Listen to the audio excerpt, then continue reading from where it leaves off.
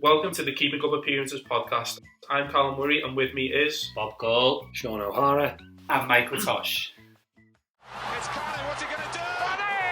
Jackson Ronnie! Oh, yes! That Owen Hargreaves is good, isn't he? Yeah, he should be well. Michael Carrick's still playing. He should always should have more caps. Yeah, yes, indeed.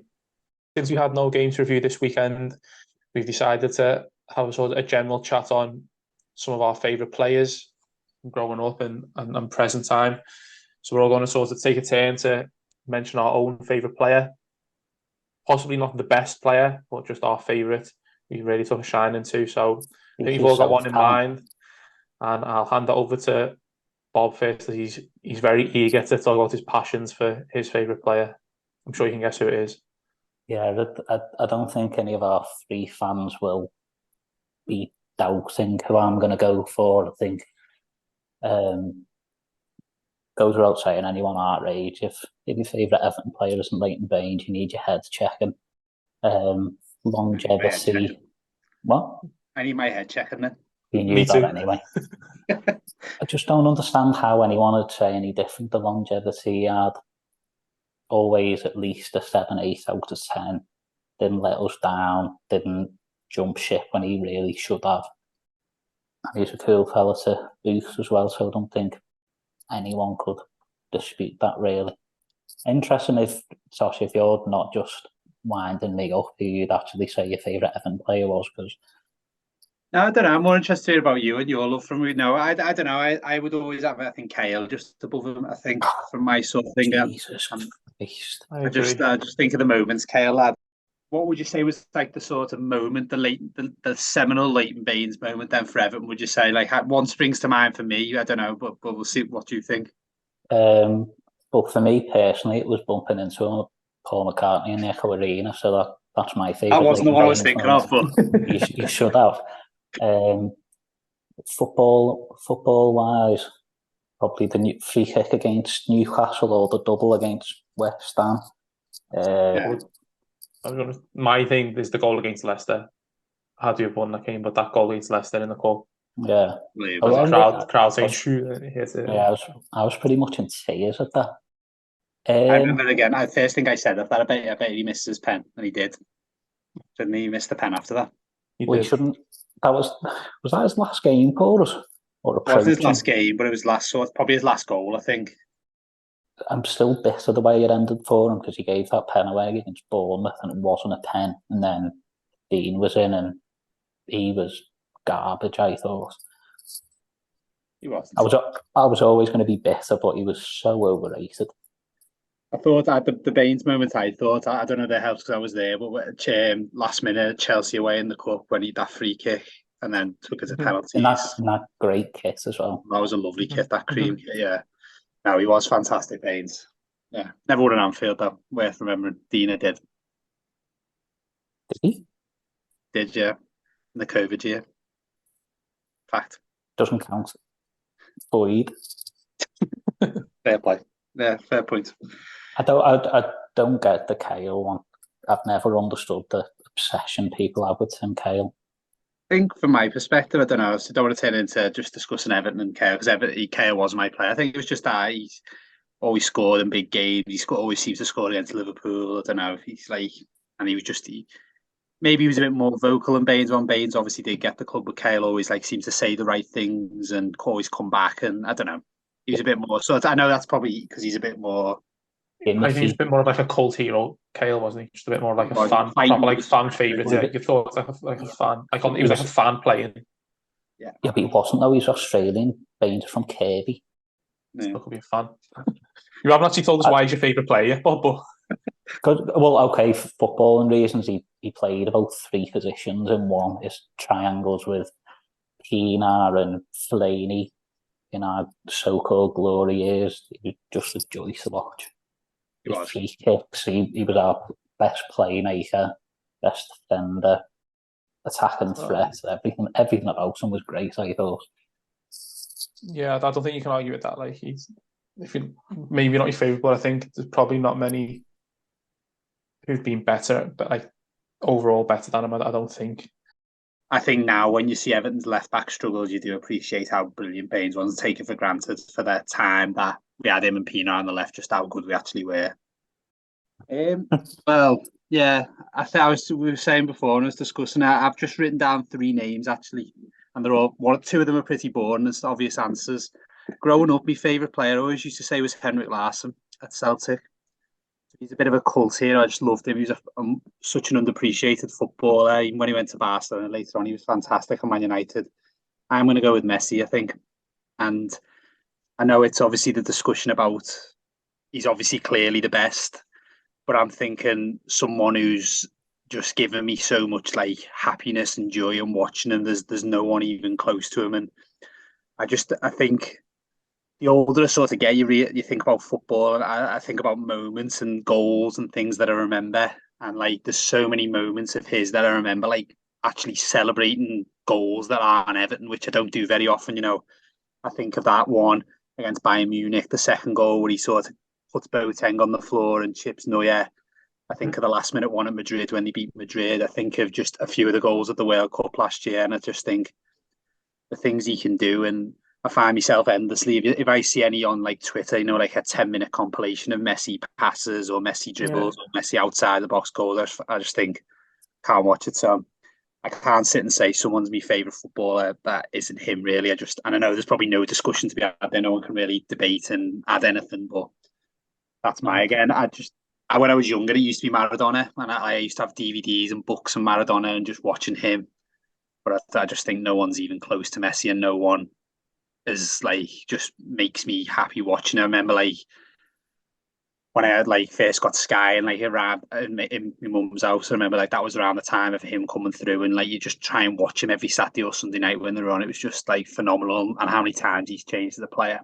I think I'm gonna have to go with him. Yeah, there are similarities with them in Baines, really, aren't there? You met him at Paul McCartney, didn't you, Tosh? Yeah. That was it. 2 left-footers, yeah. Maradona left-footed as well, and Henrik Larsson I think was left-footed as well. So maybe it's like left-footed. And you were mine, Sean, actually. Yeah, apologies for being boring. I'll just criticise other people's, but yeah, I'd have to go with Messi. Mine's quite boring as well, to be fair. So when I had to go, I know who it is. Yeah, you probably do. Stephen Naismith. Absolutely. Weirdly, it is a famous number 14 because you got 2 on this. You got 2 on this podcast right now. But yeah, the reason I used to wear 14 when I was a kid was purely for Thierry Henry. Yeah. And again, it's quite boring because it's just like you go to answer. But especially when I was a bit younger, I didn't really watch. Not that I watch it now, but European football. So probably missed a lot of like Messi's glory days almost. But I think Thierry Henry came around and like you just first getting into footy like 2000 around then, and he was just magic. He could kind of do things that no one else could do. You'd never seen a footballer before, at least in the Premier League. I had never. You could just literally take a game by the scruff of the neck and just pull points out of nowhere. He was just unbelievable. He always scored against Liverpool as well. Yeah, he was like, when you think about big games and stuff. I know, is it a thing in like Europe and stuff? He never really delivered. I think big games in general, his record in like finals and things like that was never too good. Didn't he single-handedly got them the Champions League final, didn't he? Yeah, he missed a couple of chances. I think when they won at the Bernabeu, I think that was the quarters, he scored a brilliant goal. But he did. He was fantastic. Obviously, I think that is the criticism. He went a bit missing, but I don't know. I wouldn't agree with that. But that seems to be the thing. I mean, you probably agree now with Haaland, isn't it? That's the thing with Haaland. Everyone says he's not a big game player. Then you have to ask yourself, in terms of Henry, think of Arsenal. I know they had like those couple of years. The big games that he had to be in were like the league, those league games, like the Invincibles year, or he scored against United as well. You had to drag them through into league titles. So, like, I think the definition of big games is a tricky one there. But yeah, I just think he's a bit like him and Ronaldinho came around the same time, but I didn't watch as much Ronaldinho. But the two of them just made footy fun, and like they made kids all over just want to do like tricks, and he was just like people now say best Premier League player ever. So the fact he's still considered that by a lot of professionals, I think that says a lot. I was Very just cool as well. sorry, that's just last what I was saying. Put like what you said, Sean Paul Mason always used to say about him. He was like watching like an adult playing in a kids match when he used to play in the Premier League, just like run past people how quick he was. Now he just control everything. I always thought that was quite a good analogy. And it was always like, I thought it was like, do you know that thing when you're on FIFA and you're like, you go 1-0 down, you go, oh, God, I'll start playing now. Yeah, He could do that all the time, but didn't. And then when he decided, yeah, go ahead, I'll do it now, he would. Like, you think that like that's the Tottenham goal and Liverpool goal, which are quite similar, aren't they? Just from his own half. Takes on about 6-7 players in slots, and he just always had it in. I think he's one of those like rare players where he's extremely fast, but also very technically very good. yeah. Sometimes he plays like, you can almost like be too fast for their own good. I think they haven't got like the finesse with it. Yeah. But I think he is very much like he's got the, and I think to be fair, I think Mbappe is kind of like of that similar kind of mold where You're just saying that because they're both French. Yeah, very, very, very fast, but got that bit of that finesse about him. That kind of he could score all different types of goals on me as well. That I think he was the master of that, like sort of stroking into the bottom corner, like that sort of caressed shot. Right, he was big as well. He scored the odd header, I think, last goal at the Emirates against United. I think, I don't know. Again, he won the World Cup at like the age of like 20 or something. Just like won good shout. So I'll go last. Mine is similar to someone who hasn't played in England. Mine's Kaka. Was sort of my favourite growing up. I just kind of really loved Brazil. I had sort of Brazil kits as I was growing up, and then I've actually had a few kits with Kaka on the back. I just loved the way he played. I loved the position he played, that kind of number 10. Again, someone who's very like deceptively quite quick, travelled with the ball well, sort of like a graceful footballer. I think sort of skillfully had that kind of gliding about him when he sort of ran with the ball. Again, like well built, quite strong, but again like graceful, good footwork, good finish. Played in big games, big teams. Possibly, maybe even like slightly underrated. I don't know if you maybe say that in terms of like when looking at levels of footballers. The moves to Real Madrid didn't work, really, did it? I think he got injuries, didn't he? I don't think he played too many for them, but like at Milan, he was just like he was unbelievable. Obviously in the Champions League finals, I think he played the pass through to Inzaghi in one of them, like an incredible pass. But yeah, I've just one of those players who kind of like you just like loved. I've really sort of took a shine into him, kind of thing. Good Catholic lad as well. But I don't know. Again, there's a lot. I think in they all follow a different sort of thing linked to that, isn't it? I don't know whether he's one, but like the sort of can't remember what the religion's called, but I think it's Sweet Brazil. Do you think there's like the way he is? He's just a classy number 10. Do you think that's sort of going out the game? How many people could you name like him now? You've got someone like Bellingham who's playing there, but he's a much different player, isn't it? Someone like an Ertel or a Kaka or you get many with these systems, and you get many that type of player. I reckon Dwight McNeil was going to move into that position. I reckon he's going to inherit that. Yeah, no, I think he probably was. I think he was just a classic number 10. I think he was the one kind of thing at that time. Could kind of just do everything in that sort of pocket. And yeah, you're probably right in that there's not that many about these days. I just think the game's kind of bypassed that whole of it. That happened with classic number 9s a couple of years ago. They kind of vanished for a few years, and now they're back with a vengeance. Yeah, I think it goes in cycles. But I think Kaka just one of those players which kind of really took a shine into kind of thing. So that's who I'll go with, my favourite player. I've changed your mind. Mine's Beto. So some players anyway. We've got Maradona, Henry, Kaka, and Baines. Yours Maradona?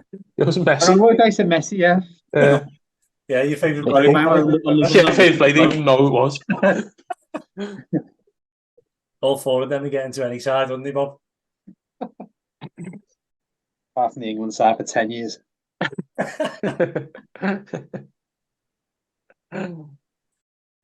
Right, what fixtures are there this week? These are the rules. We select 3 matches from this week's fixtures, which are entered into the Wheel of Fortune.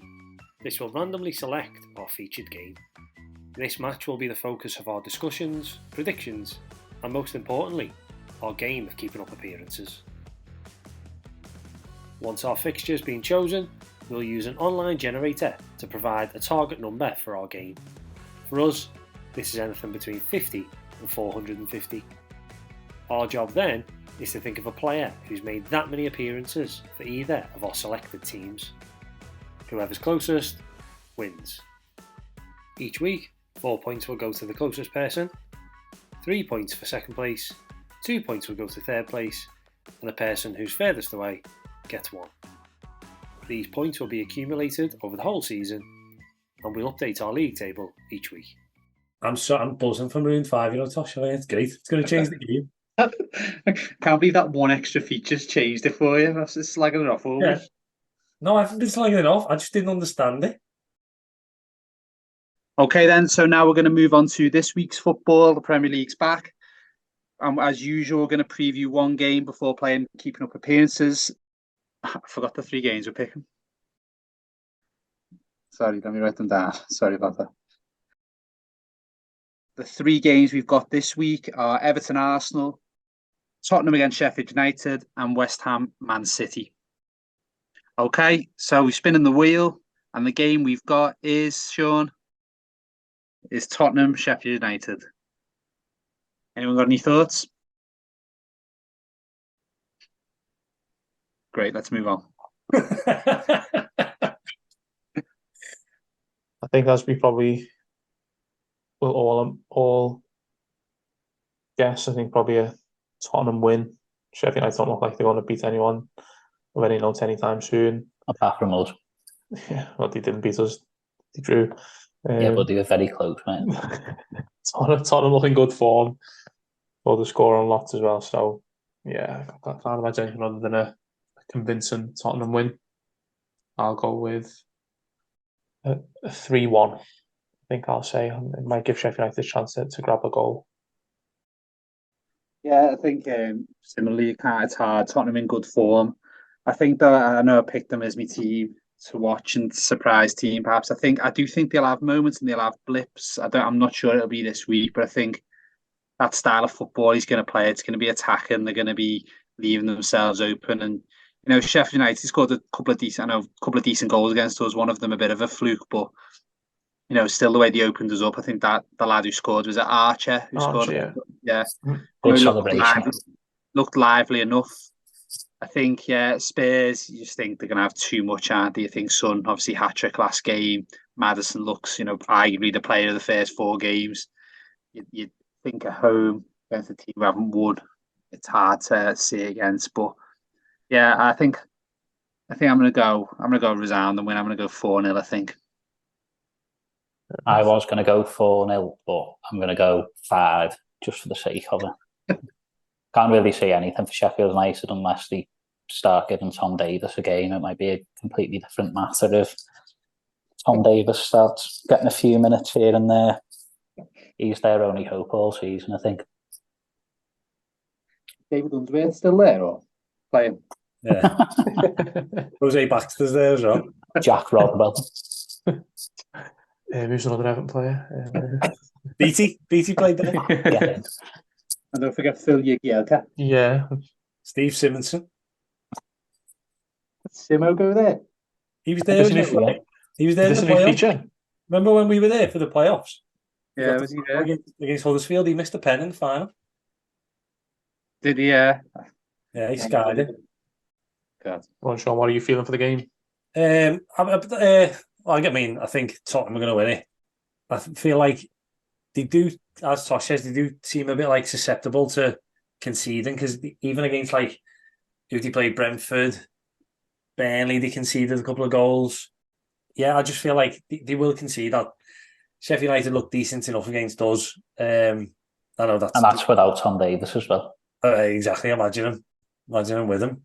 But yeah, I know it's not a big compliment saying they look decent against Everton, but yeah, I think I can see Sheffield United scoring, but I think Tottenham seems finally to have cracked it that Son needs to be in the middle, which took a couple of games to get there, but he played in the middle of the weekend, or obviously the last game, scored a hat-trick. Richarlison's found himself back on the bench.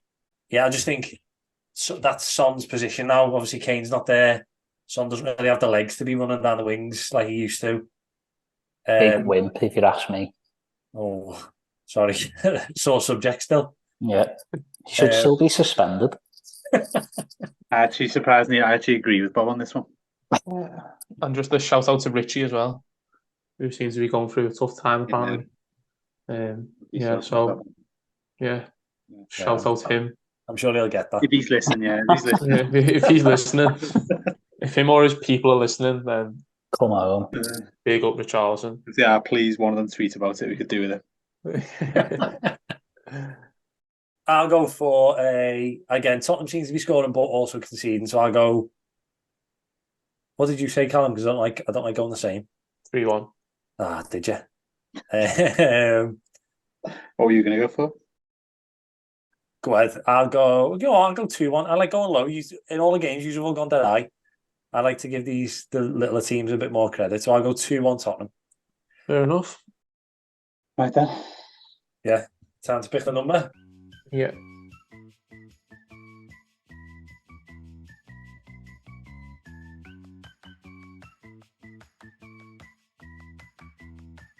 Right, back to normal this week with our parameters set back to 50 as a minimum and 450 as a maximum. And we're looking for anyone that has played this specific amount of games for either Tottenham or Sheffield United. And our number today is 338. Oh, no. I planned for 337. Oh, God. Yeah, where do we start here? So we'll all take a couple of minutes now to have a little think. If you're playing at home, you do the same, and we'll be back when we've got our answers. What's the number again? 338. 338. I don't think Tom Davis is there yet. How many games did Simo play for Sheffield United?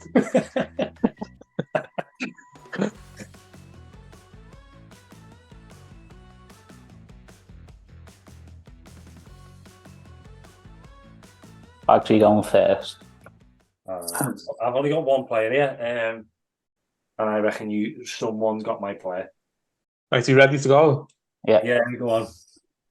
I'm going for someone that probably should have made a lot more, but still had the longevity, but towards the end, he was depleted by injuries or decimated by injuries. Sean's shaking his head, so I'm guessing we're going for the same person, going for Ledley King. You know. You could cross my mind as well, to be fair. Ledley King. He's the only one I've got. Wow. Stephen Pienaar played for Tottenham, Sean. Go for him. Did you go to Ledley King because Henry loved them or hated playing against them? Yeah, mainly. Do you want me to go? Yeah. Okay. So I couldn't really think too many Tottenham players with like maybe that longevity. So I went with try to think maybe like big name Sheffield United players. I thought of two. First one was Paddy Kenny, but I'm just not sure if he had the longevity there. Possibly so. Decided against him in the end, and then the player I'm going to go with is Billy Sharp. I'll go with Billy Sharp. I think he possibly had a couple of spells with them. I don't know. I think. Yeah, I don't know. I think don't we only pick over one spell? That is the rule. That's not. When did that become a rule? Just now.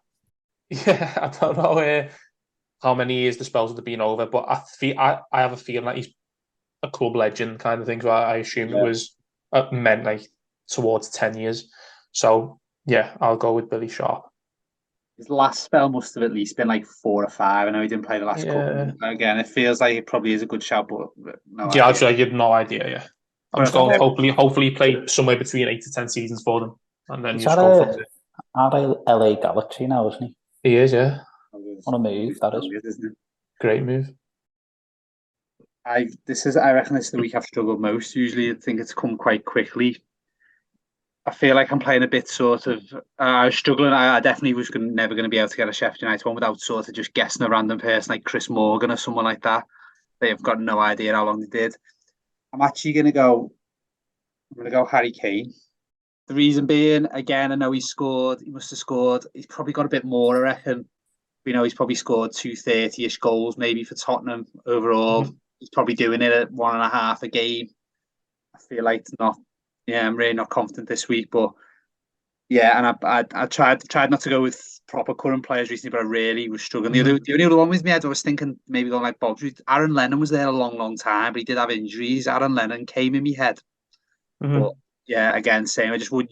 He was probably there from about 2006 to about 2015 when he joined Everton. Probably about the right time, but he probably had a lot of injuries. So yeah, I'll stick with Kane. Kane seems a fair enough shout. Yeah, so I obviously then had to scramble to find another one because Ledley King got taken. And mine, I think, had two spells. Is it Paul Salteri? How do you know? I think, yeah. Seeing as you two have made a rule up that you're not allowed to more than one spell, I think mine had two, but I actually don't know. Now I think back, I've decided it's not. It's his strike partner, Jermaine Defoe. Did he have two spells? Yeah. Portsmouth and came back, didn't he? Okay, yeah. So that was my main thought because he went to Tottenham from West Ham, if I'm right, and then Portsmouth for what, a year or two, and then back to Tottenham. So yeah, again, I don't know. Decent shout. I'll be honest, Ledley King was my only option, but I think it's a hard. It's difficult. It's a hard number, I think, because you're looking for like longevity, but then you're thinking like over that amount of time, the chance of them being injured. Yeah, and also periods and that's it. Tottenham, like other than the odd season, like recently, they've not really been in Europe, and have they? So yeah, hard to take that into account as well. Yeah, good shouts. Right, who wants to check? Go on, shall I check? I haven't done it yet. Okay, the results are in. I've checked them all, and 3 of the answers are particularly close this week. By particularly close, it's a bit of a ballpark, but 3 are within 40, which I actually don't think is too bad, especially considering we're not too well up on these teams. In 4th place, with 430 appearances, it's Harry Kane. Oh no! So top of the mountain, crumbles to 4th this week. How does it feel?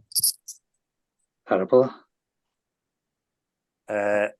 Next up, in 3rd place with 377, split across multiple spells, is Billy Sharp.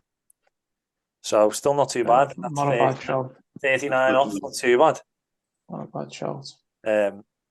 2nd place with 361 is Jermaine Defoe, which is a bitter pill to swallow, considering with 322, Ledley King's the winner, so he was 16 off. That's very good. Well played, Rob. Well played, Bob. So that's on the recorded shows. I've been single figures every time before that out. Have you? It was only the first week when it was 19 out. That was a tough one, that though. Hey, what's on your rising up though? You've been like 1st or 2nd like the last few weeks. You've been 3-4, 3-3 the last few weeks. You know, like in points wise. Have I? Yeah. And yeah. Only that terrible Nuno Valente one that's let you down. Oh yeah, I'd be top if I hadn't done that. That's every week. I was too focused on Maroon 5. I wasn't thinking of the game. That's the problem. Excuses. Live it with that.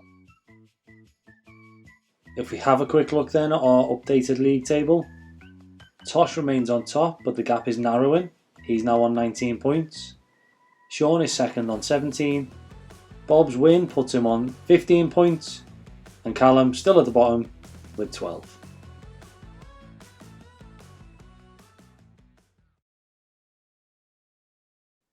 Okay, so that's it for another week's episode. Feeling quite smug here, back to form after a couple of dodgy weeks. Nice to see Tosh finish bottom for a change. Could get used to that. I think it's quite apt, really, that we started the bulk of the conversation today about Leighton Baines, and we've ended it talking about another king. But that's it for another week. Make sure you watch this week's action, and we'll see you for next week's episode. You're like our version of Chunks. No idea who that is. It's a compliment. I thought that was more me, but